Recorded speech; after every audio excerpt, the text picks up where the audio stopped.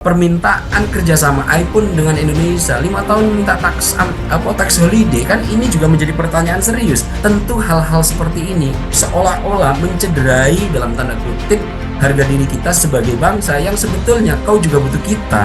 Dengan lantang, bahkan bila perlu iPhone diblokir dari Indonesia. Biasanya dalam 19 hari masa pemerintahan awal, presiden-presiden masih banyak terlingkupi untuk menyelesaikan persoalan-persoalan yang terkait distribusi kekuasaan. Prinsip Pak Prabowo mengajak semua kekuatan politik untuk bisa segera bersatu setelah berkontestasi ternyata berimplikasi positif terhadap mudahnya pengelolaan kebijakan yang akan coba diprogramkan oleh Pak Prabowo. Latihan gabungan militer pertama yang dilakukan oleh Indonesia dan Rusia karena apa Mas Andi? Waktu itu keengganan atau mungkin keterbatasan kita untuk bisa melakukan latihan gabungan militer dengan Rusia karena ada variabel Amerika Serikat gitu. Secara personal, Pak Mahfud MD masih sangat percaya bahwa dan masih sangat cukup optimis terhadap pemerintahan Pak Prabowo terkait pemberantasan korupsi. Jangan sampai pemberantasan korupsi nanti dicurigai dan ditengarai hanya menjadi faktor politis, bukan berdasarkan benar-benar melalui pendekatan hukum. Dan kemudian muncul ide terkait bagaimana kalau lahan-lahan koruptor ini bisa dimanfaatkan untuk perumahan rakyat. Tentu memang secara ide ini kita berikan apresiasi.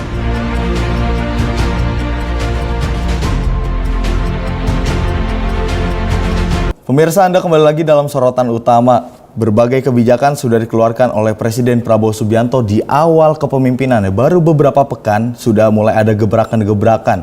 Salah satunya terkait dengan Prabowo Subianto menekan aturan baru terkait dengan penghapusan utang UMKM. Dan untuk membahas berbagai hal terkait dengan bagaimana gebrakan awal dari Presiden Prabowo Subianto, kita sudah bersama dengan Direktur Eksekutif Skala Survei Indonesia, Bang Abdul Hakim MS. Bang Aap, bagaimana kabar Bang Aap? Alhamdulillah sehat. Gimana Bang Mas Andi? Alhamdulillah sehat Bang Aap. Bang Aap, ini kalau melihat tadi yang sudah saya jelaskan, gebrakan awal di kepemimpinan Prabowo Subianto, melihatnya seperti apa Bang Aap? Ya, saya sudah menghitung Mas Andi. Sebetulnya sejak Pak Prabowo dilantik pada 20 Oktober 2004 lalu, kalau kita hitung sampai pada hari ini, Pak Prabowo ini dalam mengelola kekuasaannya baru 19 hari. Mas Andi, saya melihat apa yang dilakukan Pak Prabowo memang agak cukup berbeda jika kita perbandingkan dengan presiden-presiden terpilih terdahulu. Biasanya dalam 19 hari masa pemerintahan awal, presiden-presiden masih banyak terlingkupi untuk menyelesaikan persoalan-persoalan yang terkait distribusi kekuasaan. Namun saya agak cukup melihat perbedaan signifikan di Pak Prabowo.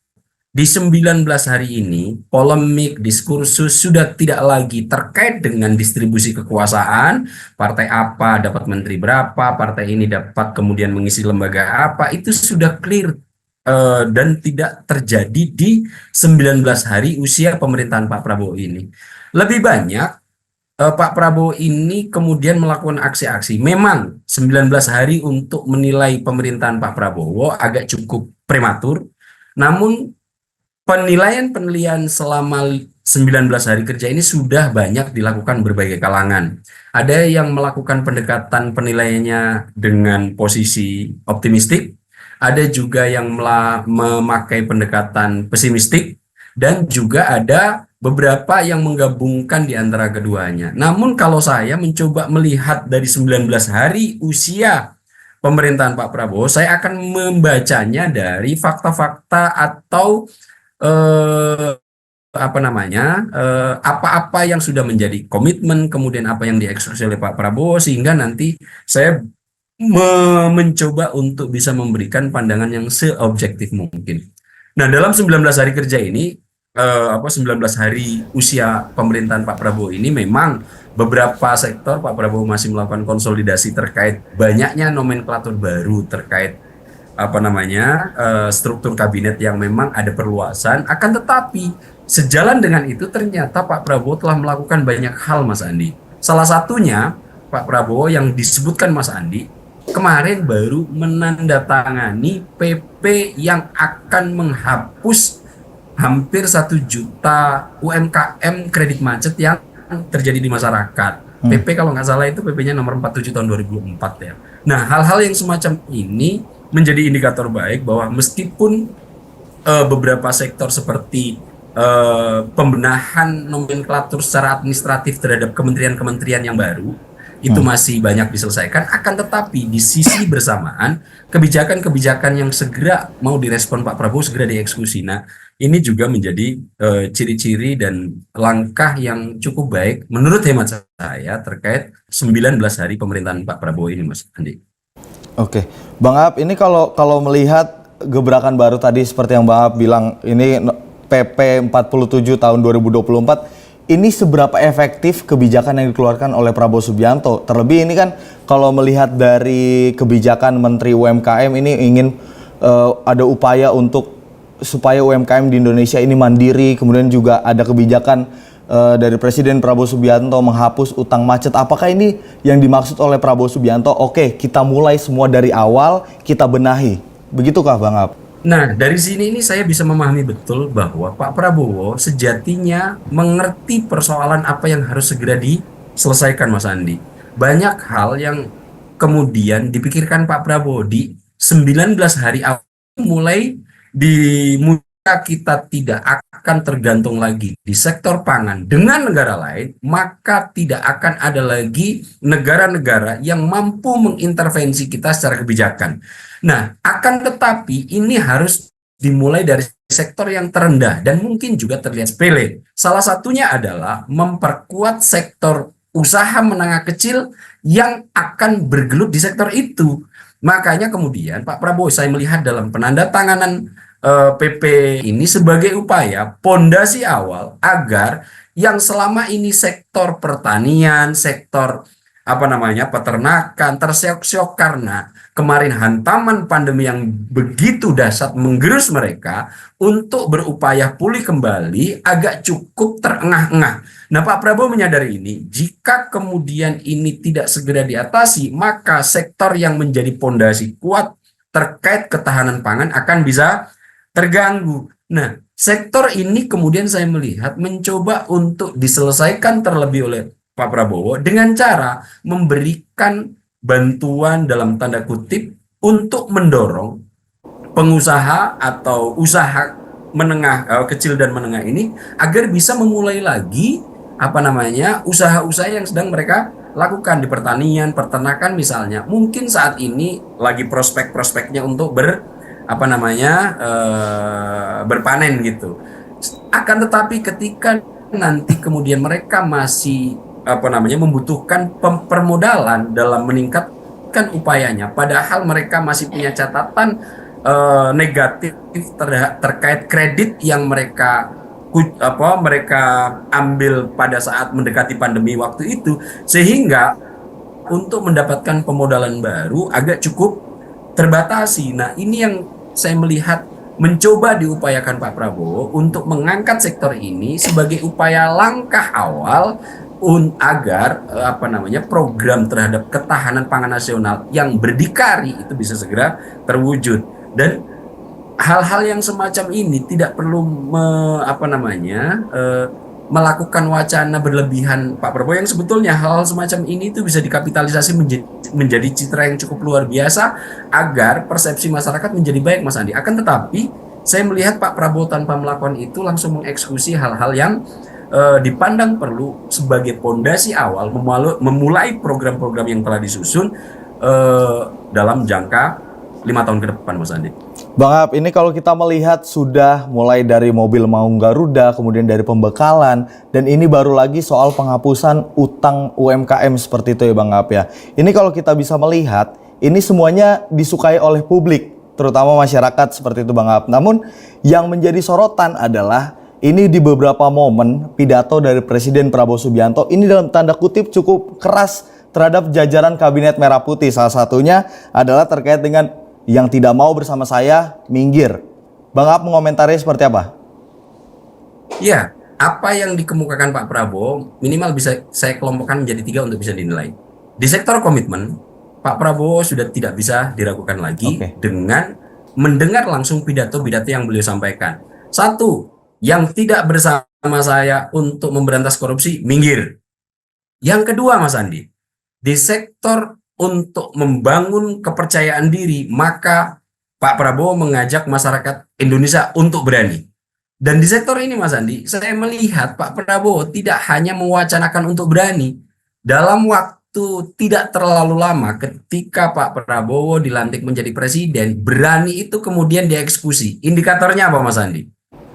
Saat ini, Mas Andi, mulai tanggal 4 kemarin sampai tanggal 8 besok, Angkatan Laut Indonesia melakukan latihan gabungan militer di Surabaya dan Laut Jawa Bersama yang Rusia. sebetulnya itu belum pernah terjadi selama Republik ini berdiri. Ini adalah latihan gabungan militer pertama yang dilakukan oleh Indonesia dan Rusia.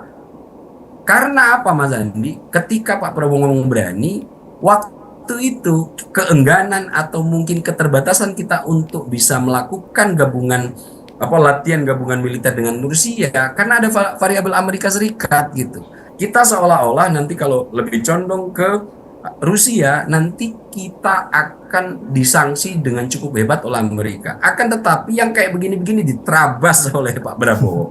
Ini juga mengindikasikan ketika Pak Prabowo mengajak seluruh masyarakat Indonesia untuk menjadi bangsa yang berani, Pak Prabowo kemudian memberikan contoh meskipun itu tidak dikeluarkan. Pak Prabowo bisa melakukan latihan gabungan militer pertama kali dengan Rusia yang hanya dilakukan oleh dua negara secara bilateral, dan ini memang dalam pergaulan itu agak cukup sensitif. Kenapa? Karena saat ini negara-negara dunia memang terbelah menjadi banyak kekuatan, tapi tiga poros utamanya ada di Rusia, Cina, dan Amerika. Di sektor yang lainnya, Mas Andi, yang penting juga untuk di sektor komitmen sudah tidak kita lakukan. Di sektor kebijakan, ada seperti yang dikemukakan Mas Andi tadi, Pak Prabowo dengan tanpa banyak wacana menandatangani penghapusan atau pemutihan hampir 1 juta utang macet UMKM. Di lain sisi, Pak Prabowo juga untuk mengangkat daya tahan produksi dalam negeri tanpa harus mengkapitalisasi dengan wacana berlebihan, langsung mengeksekusi seperti yang Mas Andi sebut tadi. Pemakaian Maung Garuda yang dibesut oleh PT Pindad, perusahaan dalam negeri yang masuk dalam holding BUMN, kemudian itu tanpa wacana banyak langsung dipakai Pak Prabowo. Implikasi kebijakannya semua jajaran nanti akan diwajibkan untuk memakai mobil ini sebagai representasi produksi industri dalam negeri. Yang lainnya yang mungkin belum diungkap tadi, Mas Andi, adalah Pak Prabowo mewadahi total kepentingan para buruh yang mengajukan gugatan ke Mahkamah Konstitusi dan sebagian besar dipenuhi Mahkamah Konstitusi, yang dimana keputusan Mahkamah Konstitusi ini agak berseberangan dengan UU Cipta Kerja yang selama ini bergulir. Pak Prabowo kemudian mewadahi itu, memanggil semua menteri-menteri yang berkaitan, Menteri Hukum dipanggil, Menteri Ketenagakerjaan dipanggil, kemudian Menteri Koordinator Ekonomi dipanggil ke istana, kemudian Badan Pengupahan juga dipanggil untuk mensinkronisasi.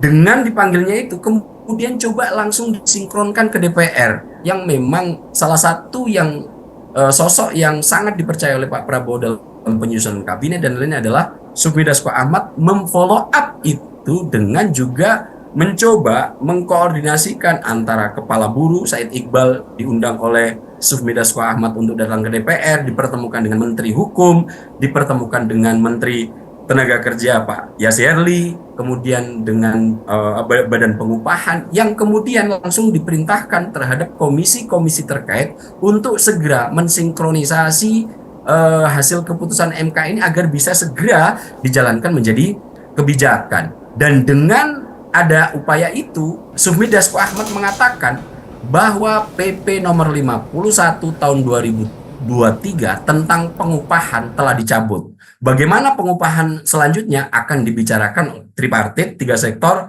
antara pengusaha, buruh, dan juga sektor-sektor terkait. Ini saya menilai sebagai langkah dan upaya yang membuat kita optimis di 19 hari usia pemerintahan Pak Prabowo, hal baik dengan komitmen sudah dibuktikan, kemudian ada wacana-wacana kebijakan di follow up, apa namanya, pewadahan aspirasi para hakim, aspirasi buruh, kemudian juga aspirasi UMKM. Dalam 19 hari banyak yang sudah dilakukan sebagai pondasi kebijakan untuk 5 tahun ke depan. Saya pikir 19 hari ini agak cukup bahagia karena polemiknya bukan lagi dalam penyusunan kabinet, distribusi kekuasaan antar kekuatan politik, tapi sudah langsung diskursusnya terhadap soal-soal yang harus diselesaikan oleh negara yang melingkupi persoalan-persoalan publik, Mas Adi.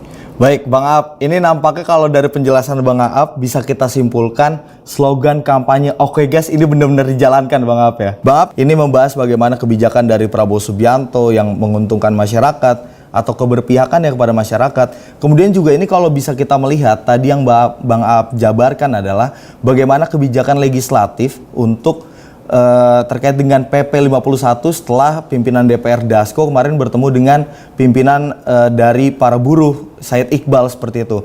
Ini nampaknya kalau kita bisa melihat ini selaras Bang Aap antara eksekutif dengan legislatif. Kalau Bang Aap sendiri menilainya ini adalah sebuah skema yang diterapkan oleh Presiden Prabowo Subianto atau ini adalah menjadi langkah dari konsolidasi Prabowo di awal kepemimpinan ya Bang Aap? Ya, saya melihat memang ya terkonsolidasinya kekuatan politik di era pemerintahan Pak Prabowo ini agak cukup menarik. Prinsip Pak Prabowo mengajak semua kekuatan politik untuk bisa segera bersatu setelah berkontestasi ternyata berimplikasi positif terhadap mudahnya pengelolaan kebijakan yang akan coba diprogramkan oleh Pak Prabowo. Misalnya, dalam memfollow up keputusan Mahkamah Konstitusi yang ini sangat baik untuk kepentingan para buruh, dalam mengkonsolidasikan dengan DPR karena ini akan saling berkaitan antara eksekutif dan juga legislatif, sinkronisasinya menjadi cukup sederhana kalau kita lihat. Padahal seandainya kekuatan ini terbelah, hal-hal yang akan melingkupi kepentingan masyarakat ini agak cukup sulit nanti untuk bisa dikonsolidasikan. Akan tetapi dengan konsolidasi yang sudah dilakukan Pak Prabowo bahkan sebelum dilantik menjadi presiden dan di usia 19 hari ini, kalau ada persoalan-persoalan yang ini menyangkut hajat hidup orang banyak, ternyata konsolidasinya cukup sederhana, Mas Andi. Pak Prabowo tinggal mengontak Sufmi Dasko Ahmad yang kita tahu bahwa Sufmi Dasko Ahmad ini adalah Ketua Harian Partai Gerindra, kemudian sosok yang cukup membantu Pak Prabowo dalam penyusunan kabinet, sehingga untuk mengkonsolidasi semua persoalan tidak terlalu ada hambatan yang berarti. Ketika Pak Prabowo mengharapkan bahwa keputusan MK harus segera ditindaklanjuti, Pak Prabowo kemudian bisa mendiskusikan langsung kepada Wakil Ketua DPR Sufmi Dasko Ahmad yang kemudian di follow up secara cepat. Ketika Pak Prabowo sudah mengkonsolidasikan dengan para menterinya, kemudian di DPR, hal ini perlu dibahas lebih lanjut karena peraturan semua yang akan mewadahi berlakunya kebijakan-kebijakan itu tentu ada di sektor legislatif. Dengan adanya sinkronisasi, hubungan yang erat dan cukup punya chemistry lekat, tentu untuk merespon persoalan-persoalan yang menjadi permasalahan yang sedang melingkupi publik agak lebih cepat, dan ini salah satu indikator baik terhadap apa-apa nanti program yang akan dijalankan oleh Pak Prabowo akan mendapatkan dukungan penuh di legislatif selama itu untuk kebaikan masyarakat, Mas Andi. Baik, Bang Aap ini kalau bisa melihat ini salah satunya tadi yang Bang Aap jelaskan ini untuk kebaikan masyarakat seperti itu ya. Dan ini juga memfollow up dari pertemuan Presiden Prabowo Subianto dengan Presiden ke-6 Republik Indonesia Pak SBY beberapa waktu lalu. Ini katanya membahas soal bagaimana nanti dibentuknya badan investasi baru. Ini kan muncul kalau Presiden Prabowo akan membentuk Badan Pengelola Investasi baru di masa pemerintahannya dengan nama Danantara. Nah, kalau melihat dari rencana Pak Prabowo membentuk ini, Bang Aap melihatnya bagaimana Bang Aap? Apakah ada sebuah harapan besar dari Prabowo Subianto untuk membentuk badan baru? Iya, saya melihat memang ya pemahaman dari Pak Prabowo terhadap sektor domestik dan internasional cukup memadai dan mumpuni bagi saya, Mas Andi. Kenapa? Pak Prabowo telah memahami bahwa ada lembaga dana investasi khusus yang dimiliki sebuah negara, meskipun Indonesia sebetulnya sudah punya, Mas Andi, INA gitu, Indonesia Investment Authority itu sudah punya kita, akan tetapi lembaga ini masih pengelolaan terhadap investasinya terbatas. Pak Prabowo tidak cukup bahagia dan tidak cukup happy dengan ini. Pak Prabowo punya impian besar untuk membuat apa namanya, sebuah lembaga investasi yang dimana ini nanti akan bisa menjadi kekuatan pondasi di masa depan. Makanya kalau Mas Andi apa namanya sebut tadi kan Danantara itu sebagai daya anak gata Nusantara. Ini saya coba baca dulu. Artinya dalam bahasa Indonesia secara sederhana ini adalah lembaga yang nanti akan memiliki kekuatan luar biasa di masa depan. Nah, Danantara ini diharapkan akan menjadi lembaga investasi yang bisa menjadi salah satu sektor agar pendapatan negara tidak lagi diperoleh pada sektor-sektor tradisional, Mas Andi. Selama ini dalam kajian pendapatan negara, meskipun saya ini bukan seorang ekonom, Mas Andi, akan tetapi saya ini bergelut dalam sektor literasi akademik political science. Ya, sektor political science itu pernah kita membahas tentang literasi ekonomi politik. Nah, saya agak coba membahasnya dari sektor itu. Nah, secara makro bahwa saya melihat keinginan besar Pak Prabowo untuk membuat lembaga yang punya kekuatan besar di sektor investasi agar penerimaan pendapatan negara nanti tidak melulu bergantung pada sektor-sektor tradisional. Apa itu? Sektor tradisional yang sudah biasa dilakukan untuk memperoleh pendapatan negara adalah pajak, ekspor misalnya. Ini adalah sektor-sektor tradisional. Akan tetapi, bayangkan jika kemudian sebuah negara bisa mengelola dana investasi yang jumlahnya begitu besar, kemudian dia bisa merambah ke kancah global untuk melakukan investasi. Seandainya pendapatan yang bersumber dari sektor tradisional ini macet, kemudian negara tidak runtuh. Ada backup kuat yang kemudian akan menolong situasi negara di saat krisis. Tentu hal-hal semacam ini sudah dipikirkan Pak Prabowo sehingga pembentukan dana investasi, lembaga dana investasi ini cukup baik menurut saya pemahamannya Pak Prabowo untuk menanggulangi seandainya nanti negara dalam kondisi krisis, kita tidak terlalu bertumpu pada sektor pendapatan negara dari sumber tradisional yang saya sebut tadi, Mas Andi. Bang Ab, ini kan kalau melihat ini rencana dari Prabowo Subianto ini, walaupun memang kalau tadi Bang Ab bilang ini, dan kita juga bisa melihat di publik ini responnya sangat baik, tapi kan tidak mungkin tidak adanya pro dan kontra seperti itu Bang Ab. Ini kan yang kontra ini menyatakan bahwa memang kan ini ada badan yang serupa ini terkait dengan investasi. Indonesia sudah memiliki Indonesia Investment Authority. Nah, kalau melihat dari kebijakan Prabowo Subianto membentuk Danantara ini, Bang Ab, dengan sudah adanya Indonesia Investment Authority, ini kira-kira apa yang dimaksudkan oleh Presiden Prabowo, Bang Ab? Ya, kalau kita lihat ya dari penjelasan apa namanya yang akan ditunjuk untuk mengelola Danantara, saya sudah cek bahwa dana INA saat ini hanya ada sekitar 170 triliun, Mas Andi. Bayangkan kemudian dana ini akan menjadi modal awal yang direncanakan oleh pemerintah dalam investasi ini. Ini akan menjadi dana awal yang akan dipakai untuk dalam jangka panjang mengkonsolidasikan 7 badan usaha milik negara yang nantinya ini akan berdiri dalam satu holding, Mas Andi. Jadi nanti INA akan dilebur ke Danantara sebagai pemodalan awal. Kemudian dalam jangka berikutnya 7 badan usaha diantaranya kalau nggak salah itu ada apa namanya Bank Mandiri, kemudian ada Bank Rakyat Indonesia, ada PLN, ada Pertamina, ada BNI, ada Telkom, ada kemudian bidang pertambangan Main ID. Ini akan dilebur menjadi satu, Mas Andi.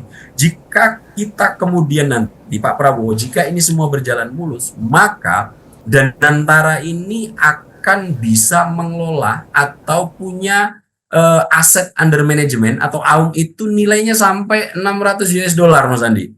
Ini kalau kita rupiahkan setara dengan 9.479 triliun. Bayangkan ada lembaga yang dimiliki lembaga investasi yang dimiliki negara dengan aset sampai 600 miliar ini jauh lebih tinggi dari Temasek punya Singapura, Mas Andi. Kalau seandainya ini kemudian bisa dikelola untuk menanaman modal di berbagai sektor internasional, ini akan berimplikasi baik terhadap posisi Indonesia dalam sektor politik. Jika kita memiliki lembaga investasi dengan aset pengelolaan AUM sebesar 600 US dollar, maka kancah untuk keterlibatan di dunia internasional kita pasti akan menjadi lebih terhormat, lebih terpandang. Secara politik nanti akan menjadikan Indonesia sebagai sosok, sebagai sebuah negara yang sangat diperhitungkan. Dengan dana investasi pengelolaan yang sebesar ini, tentu ini tidak main-main. Dan saya mencoba untuk memahami, mungkin ini yang diharapkan Pak Prabowo, bahwa kita mempunyai holding besar sebagai lembaga investasi yang dimiliki Indonesia, yang ini nanti kemudian bisa menjadikan Indonesia terhormat di mata internasional karena ternyata kita bisa berinvestasi di sektor manapun dengan pengelolaan AUM sebesar 600 US dollar. Ini angkanya hampir 3 kali lipat dari Temasek, Mas Andi. Coba bayangkan jika kemudian ini berjalan dengan baik, apa yang sudah dimulai oleh Pak Prabowo, meskipun rencananya mau disahkan pada hari ini, akan tetapi karena memang ini butuh persiapan yang lebih matang, nanti untuk pengesahannya masih menunggu Pak Prabowo pulang dari luar negeri. Tentu hal-hal semacam ini, ide besar, wacana besar, beberapa sudah eksekusi awal pondasi telah dilakukan oleh Pak Prabowo. Tentu saya sampai detik ini, Mas Andi, 19 hari usia pemerintahan Pak Prabowo ini masih cukup optimis bahwa memang saat ini cita-cita kita untuk bisa menjadi negara yang berdikari, yang bisa menerobos percaturan dalam pergaulan internasional, mungkin bisa segera terwujud, Mas Andi.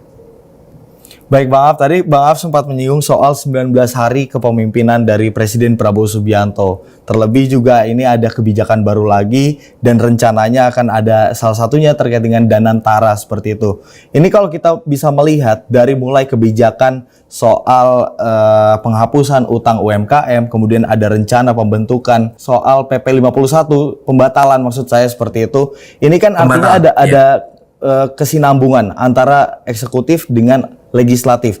Kalau untuk soal Danantara, Bang Ab melihatnya komunikasi antara eksekutif dengan legislatif seperti apa, Bang Ab? Saya melihat juga upaya yang dilakukan oleh Pak Prabowo tersambut dengan baik di legislatif.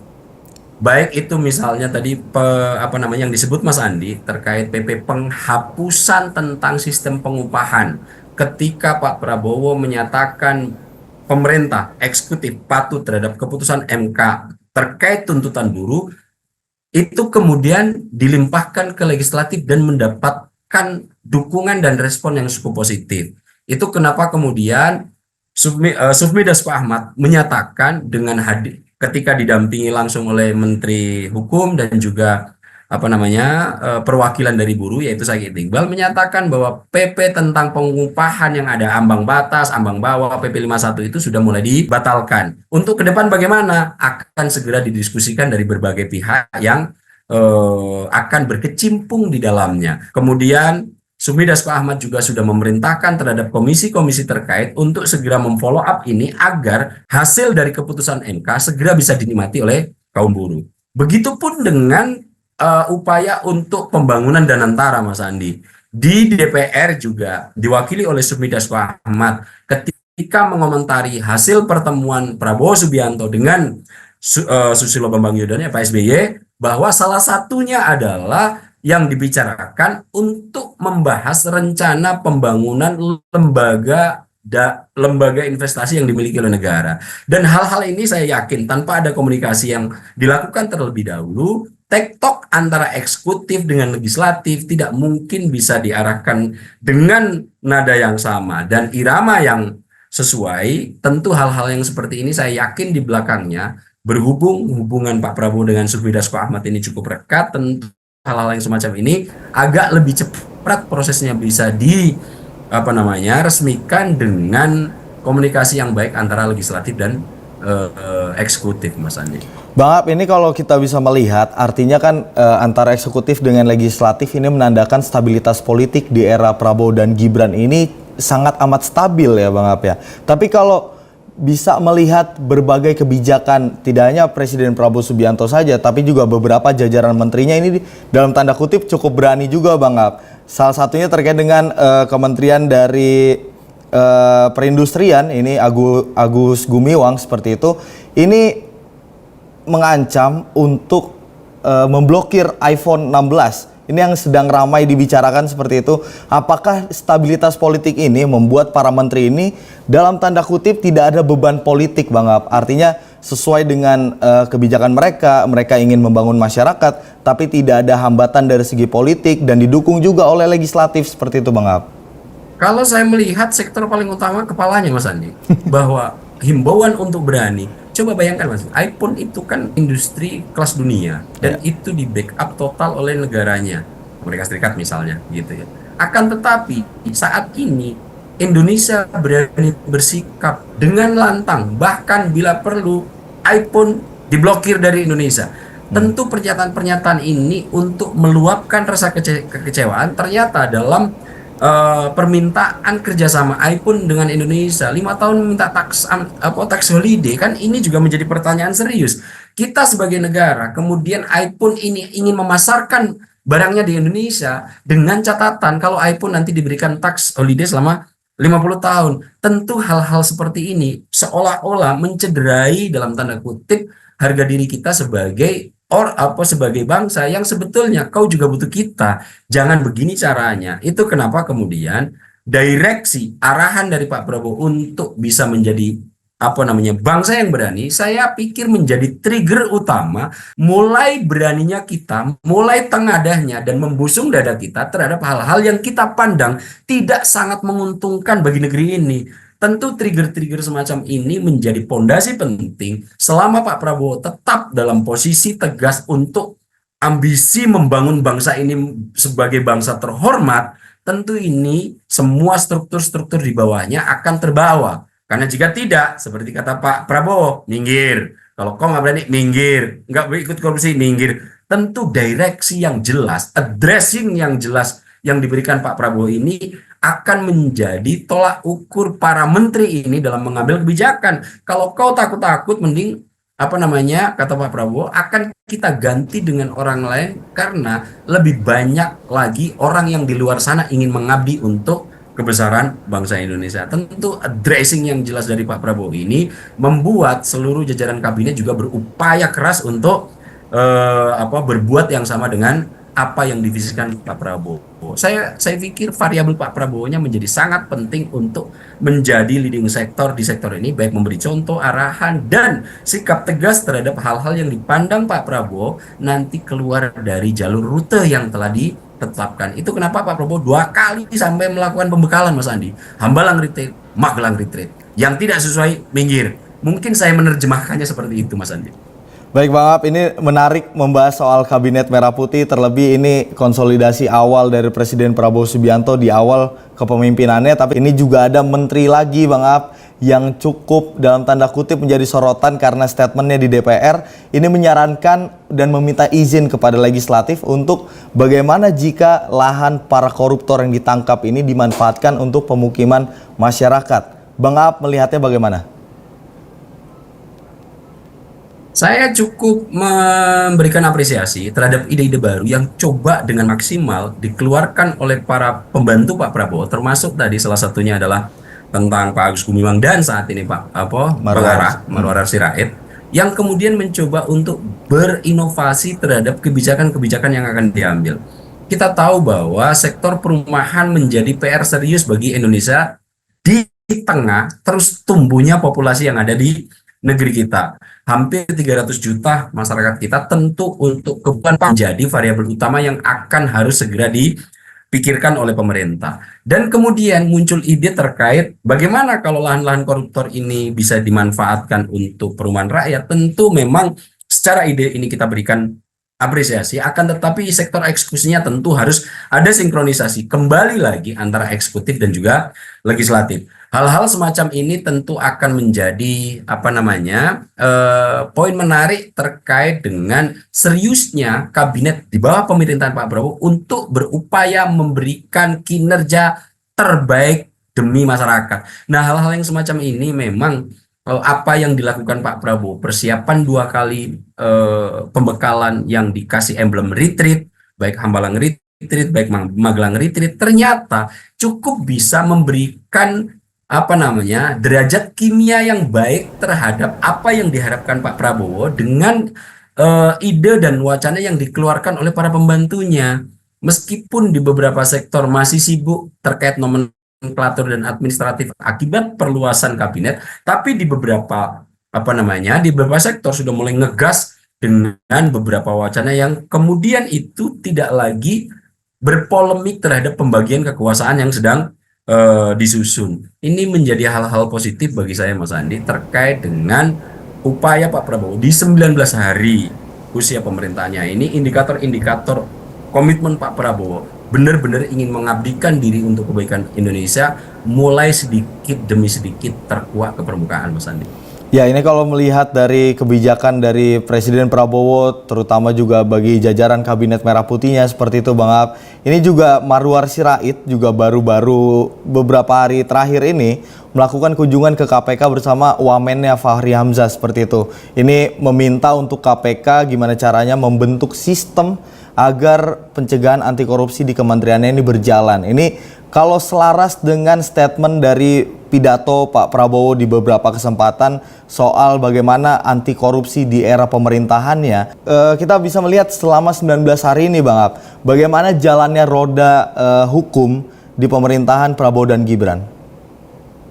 Kalau kita sambungkan Mas Andi ya, misalnya Bang Ara dengan Mas Fahri Hamzah yang kemudian harus mendatangi Mahkamah KPK, KPK. Komisi Pemberantasan Korupsi agar dibuatkan sistem untuk mencegah adanya proses terjadinya korupsi nanti di kemudian hari. Tentu ini adalah sebagai implikasi dari direksi khusus, arahan khusus yang telah diberikan Pak Prabowo di awal-awal. Jangan pernah mencuri uang APBN, hai parpol, itu sudah dikemukakan oleh Pak Prabowo berulang kali. Yang kedua, yang tidak apa namanya setuju dengan pemberantasan korupsi minggir. Tentu kemudian penerjemahan dari masing-masing lembaga termasuk yang dilakukan oleh Bang Ara dan Mas Fahri untuk mencoba melakukan diskusi antara apa namanya kementerian yang sedang dibawahi dengan KPK ini menjadi langkah baik agar apa korupsi tidak hanya apa namanya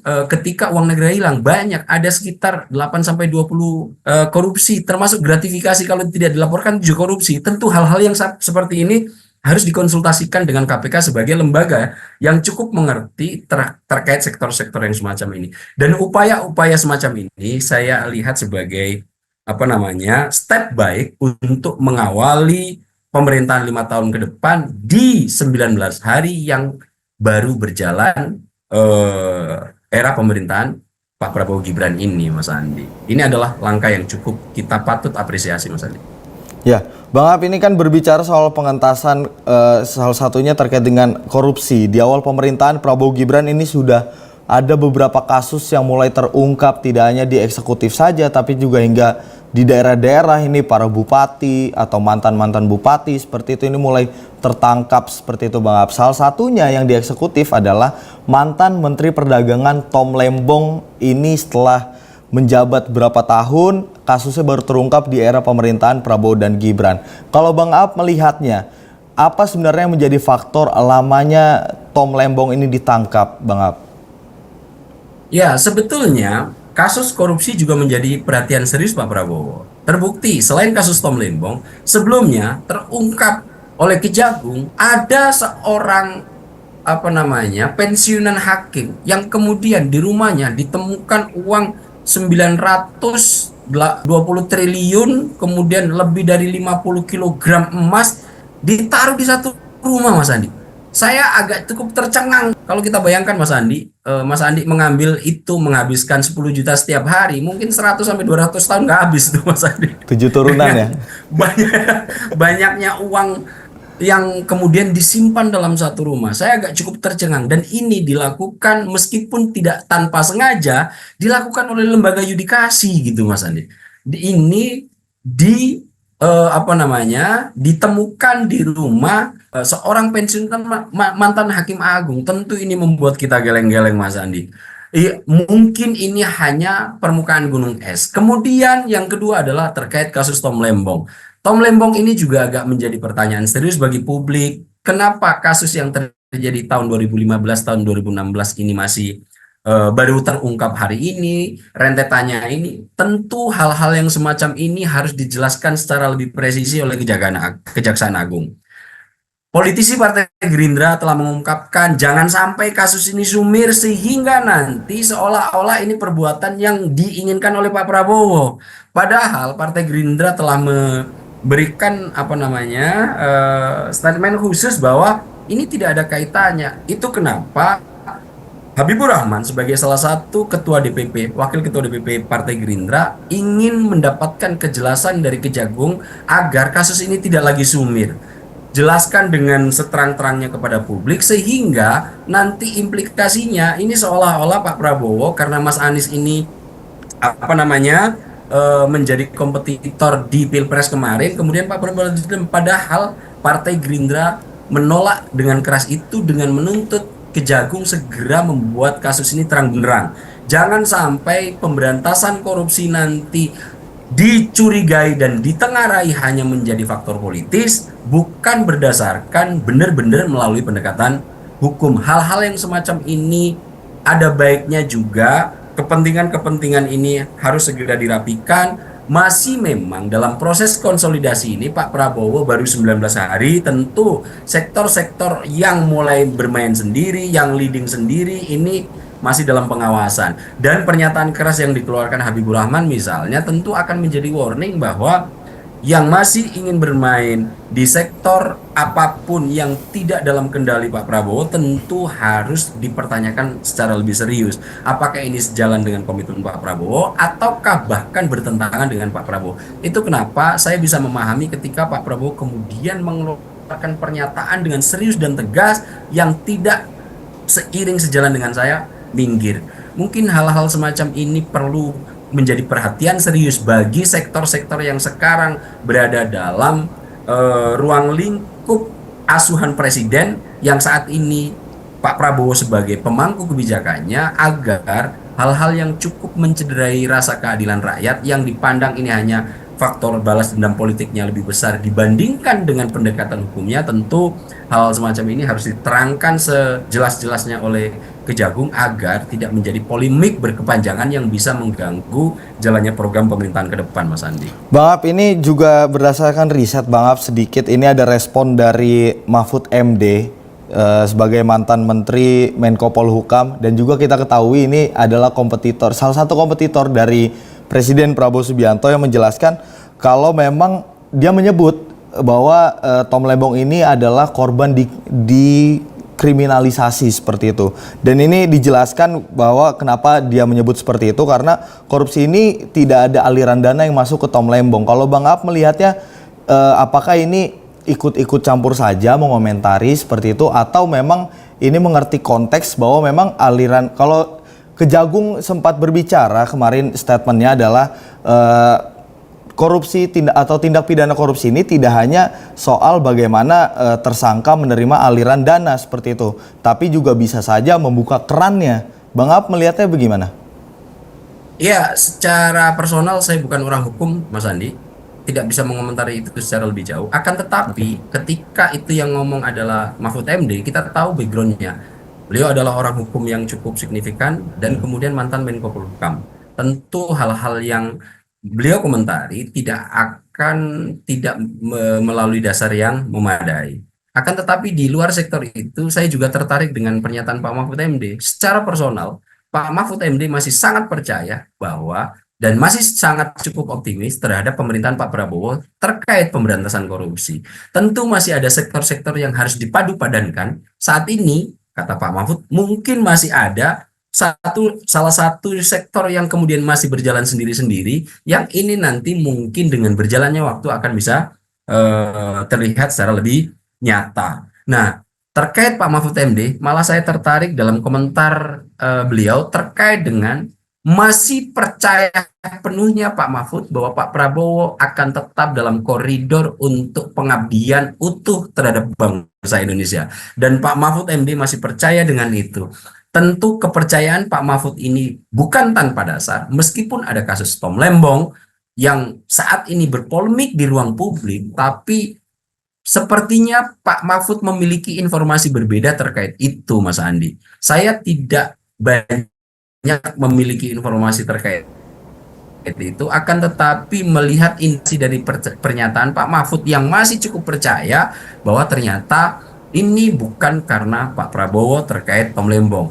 Oleh siapa? Tentu ini yang harus dijelaskan secara lebih luas oleh Kejagung terhadap publik. Nah, terkait hal-hal yang semacam ini mungkin dinamika akan terus terjadi, tapi saya juga memberikan penekanan agar polemik-polemik yang terjadi semacam ini, Mas Andi, bisa dijadikan apa namanya ruang untuk melakukan evaluasi terhadap terkait jalannya pemerintahan yang akan berjalan. Apalagi ini nih Pak Prabowo 6 bulan ke depan, Mas Andi, akan melakukan lawatan luar negeri, dan kita tahu Amerika Serikat saat ini sedang melakukan pemilihan langsung dan tanpa diduga-duga Trump kembali terpilih menjadi Presiden Amerika Serikat. Tentu nanti dalam sorotan yang lain akan kita bahas bagaimana implikasinya terhadap Indonesia. Akan tetapi dengan situasi-situasi yang semacam ini, nanti ketika Pak Prabowo apa namanya melakukan lawatan hampir setengah bulan ke luar negeri, ada baiknya semua stakeholder kementerian yang ada di Pak Prabowo membenahi diri, melakukan persiapan sehingga nanti Pak Prabowo ketika balik ke dalam negeri semua kebijakan bisa dieksekusi dengan cepat dan mapan, Mas Andi. Ini kan kalau tadi menjelaskan Bang Ab sempat singgung, walaupun Tom Lembong ini merupakan dahulunya merupakan tim sukses dari Anies Baswedan yang merupakan kompetitor dari Prabowo Subianto saat Pilpres lalu, ini juga disebut-sebut oleh beberapa orang seperti itu sebagai upaya politik sakit hati, Bang Ab. Ini kalau misalkan mencermati seperti itu, kalau saya boleh merujuk sorotan utama episode sebelumnya soal bagaimana kita membahas soal kritikan, apakah ini masuk toksikal kritik atau bagaimana, Bang Ab? Ya, kalau kita lihat terkait hal ini, memang kita kemudian terarah ketika Tom Lembong sebagai tim suksesnya Mas Anies dalam kontestasi Pilpres, kemudian tiba-tiba ada dalam tanda kutip yang dinarasikan kriminalisasi kebijakan, tentu orang pertama yang paling disorot ya Pak Prabowo gitu. Padahal mungkin dan saya lihat dari pernyataan misalnya Habibur Rahman dari salah satu petinggi Gerindra menyatakan, "Oh, ini jangan sampai Pak Prabowo yang disalahkan begitu." Tentu hal-hal yang ini kan harus segera dijawab. Ini sebetulnya ada apa? Pak Mahfud MD menganalisis dengan keahlian hukumnya bahwa tidak ada aliran dana dan lain-lainnya. Tentu ini hanya sebuah kebijakan murni yang perlu dipertanyakan kenapa sampai harus ditangkap, diborgol dan lain-lainnya. Nah, hal-hal semacam ini, Mas Andi, yang perlu dilakukan, dan memang arah kritiknya tidak melalui yang saya banyak baca di media itu tidak mengarah ke Pak Prabowo tapi ke sektor yang lain. Nah, tentu hal-hal yang semacam ini juga harus segera dijelentrekan. Jangan sampai hal-hal yang semacam ini mengalami polemik terlalu panjang dan berlebihan sehingga penegakan hukum seandainya memang kalau Tom Lembong itu melakukan kesalahan segera diproses, kemudian ada proses equal jika kemudian kebijakan bisa seandainya nih ditemukan dalam sektor kebijakan ini nanti juga bisa bisa diseret sebagai kasus pidana, yang lain juga nanti ditempatkan pada posisi serupa. Nah, hal-hal yang semacam ini nanti akan berdampak pada polemik yang sebetulnya ini hanya menjadi kasus kecil yang kemudian menjadi perhatian sehingga menghilangkan sesuatu yang sangat besar yang sebetulnya ini sangat baik gitu, Mas Andi. Nah, ini yang cukup saya khawatirkan sehingga nanti proses pengeksekusian semua program yang telah direncanakan oleh Pak Prabowo menjadi terganggu secara berlebihan. Nah, hal-hal semacam ini saran kita semua, saya terutama segera kasus-kasus yang semacam ini diselesaikan dengan cepat oleh Kejagung sehingga tidak menjadi polemik berlebihan dan berkepanjangan di kalangan publik. Lebih baik kita berpolemik terhadap persoalan masyarakat seperti tadi keputusan MK, kemudian penghapusan UMKM, hutang yang macet UMKM, Kayak begitu kita berpolemikan terlalu panjang, nggak ada, nggak ada persoalan Mas Andi. Kenapa? Karena ini betul-betul menyangkut kepentingan hajat hidup orang banyak. Ini menyangkut hidup dan matinya publik apa masyarakat dalam konteks ekonomi. Tentu hal-hal yang semacam ini yang harus kita polemikkan, bukan kemudian distribusi kekuasaan, kemudian ini apa politik balas dendam. Hal-hal ini tidak terlalu produktif untuk konteks pembangunan negara 5 tahun mendatang, Mas Andi. Baik Bang Ab, ini nampaknya menjadi pertanyaan terakhir kita di sorotan utama. Pada intinya Bang Ab, kita berharap bagaimana kebijakan atau komitmen Prabowo Subianto memberantas korupsi dan menegakkan keadilan di Indonesia ini kita harapkan ke depannya cukup stabil seperti itu, berjalan sebagaimana di awal pemerintahan Presiden Prabowo Subianto. Dan kalau kita bisa melihat memang ada harapan besar ya Bang Ab ya, bagi publik bagaimana nantinya melihat Indonesia ke depan. Ini tidak hanya dari sektor politik saja, kalau kita banyak opini yang mengatakan Tom Lembong dari unsur politik seperti itu dikriminalisasi. Padahal kita juga melihat ada kasus Ronald Tanur yang ada 3 hakim ditangkap seperti itu karena kasus korupsi. Ini sebuah harapan besar muncul dari masyarakat dengan banyaknya kasus yang diungkap oleh pemerintahan Prabowo Subianto. Bang Ab, terima kasih banyak sudah mau berdiskusi di sorotan utama. Jangan bosan-bosan Bang Ab, kita akan masih banyak sekali isu yang akan kita bahas mungkin di lain waktu. Terima kasih Bang Ab.